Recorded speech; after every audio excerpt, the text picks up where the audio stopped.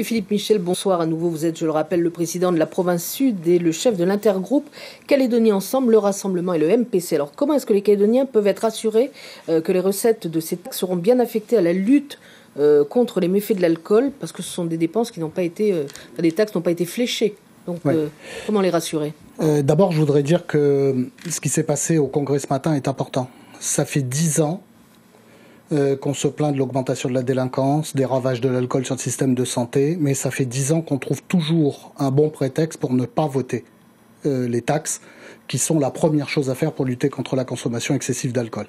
Ce matin, on a eu l'occasion de passer de la parole aux actes. Et ce qu'on a vu ce matin au Congrès, c'est que les 3/4 du Congrès ont décidé de passer de la parole aux actes, et seul un groupe, le groupe Martine Backes, s'est opposé à cette mesure pour des motifs qui me semblent être des prétextes. Pour répondre à votre question, comment est-ce qu'on peut être sûr que le produit des taxes va servir à lutter contre l'alcool? C'est extrêmement simple. La totalité des taxes sur l'alcool est versée à l'Agence sanitaire et sociale. Et l'Agence sanitaire et sociale, elle a 2 missions.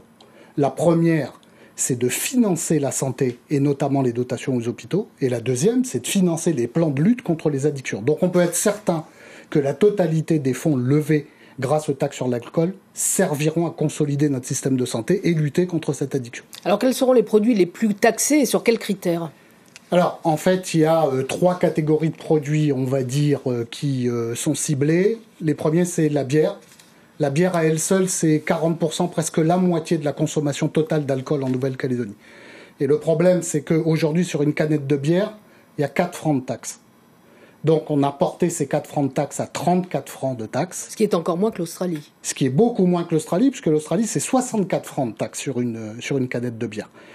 Donc il y a une taxation sur les bières, il y a une taxation sur les vins, avec une distinction entre les bons et les mauvais vins, si j'ose dire, pour pas qu'il y ait un report de consommation de la bière sur le vin. Et puis il y a une taxation spécifique sur ce qu'on appelle les spiritueux, c'est-à-dire les alcools forts. Alors, est-ce que vous entendez la colère des brasseurs et aussi celle des cavistes qui disent que finalement, ça risque de provoquer une explosion des cambriolages? Écoutez, peut-être que ce risque existe, mais moi, ce que je sais, c'est qu'on ne peut pas continuer de tergiverser plus longtemps face aux ravages causés par l'alcool.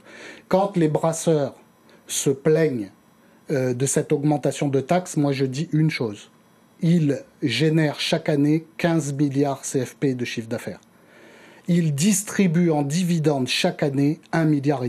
Donc je pense qu'on peut parfaitement, comme ça se fait partout ailleurs dans le monde, augmenter le prix des produits alcoolisés pour dissuader la consommation sans mettre en péril l'activité des uns et des autres. Alors, la surprise du chef aujourd'hui, c'était la taxe votée sur les tabacs. Pourquoi l'avoir sortie du chapeau au dernier moment ? Parce que si on avait prévenu avant, comme ça s'est passé il y a 2 ans, tout le monde aurait fait des stocks.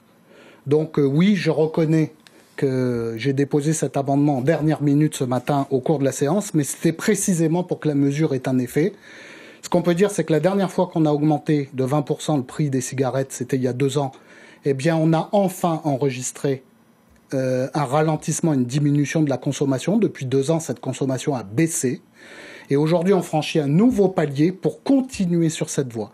Parce que plus on réduira la consommation de cigarettes, plus on confortera notre système de santé au profit de l'ensemble des Calédoniens.